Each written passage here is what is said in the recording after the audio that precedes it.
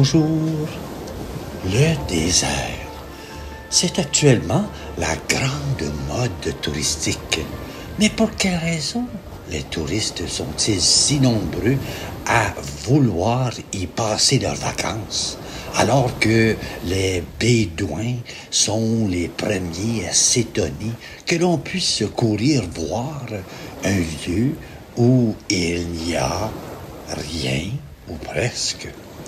Est-ce la recherche de l'aventure et du risque lorsque l'on vit habituellement dans un monde de plus en plus aseptisé, où tout est prévu et garanti d'avance? Oui, sans doute. Mais aussi parce que cet autre monde, ce désert où l'homme est en danger, nous renvoie à une part de notre propre vérité intérieure. L'épreuve du désert, celle de la solitude, pas d'échappatoire. Le désert, c'est le lieu où l'on peut se perdre et mourir. Pas de panneaux de signalisation, rien que le soleil qui grille la peau en quelques secondes. Rien que la voix intérieure pour décider quelle direction prendre. Faire le choix entre la vie et la mort, sans autre aide que soi-même. Et Jésus au désert.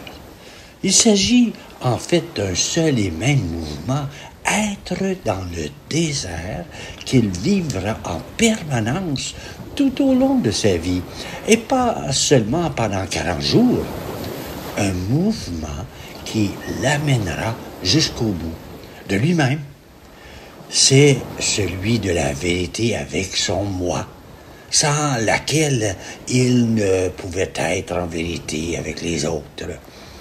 De la vérité avec Dieu, sans laquelle il ne pouvait annoncer sa parole. C'est le mouvement de l'esprit, le souffle de la vie qui le porte, le pousse à assumer son destin dans la liberté de son être. Il dit oui et il affronte sa réalité d'homme. Il était avec des bêtes sauvages. En une phrase aussi courte que saisissante, l'évangéliste Marc nous apprend que l'homme de Nazareth n'a pas échappé à cette confrontation. Jésus n'a pas eu peur de sa vérité d'homme. Sa vie jusqu'à la croix a été une réponse. Il a assumé complètement l'être homme. Et les évangélistes l'ont reconnu, en cela comme le nouvel Adam. C'est en acceptant sa réalité d'homme qu'il a pu avoir une parole d'homme. C'est en vivant son humanité sans fuir le monde qu'il nous laisse découvrir le visage de Dieu créateur. L'un ne va pas sans l'autre. Jésus n'a pu affronter sa propre vérité qu'en connaissant l'amour du Père pour son Fils. Voici une belle prière, une hymne de sœur Anne, une cistercienne.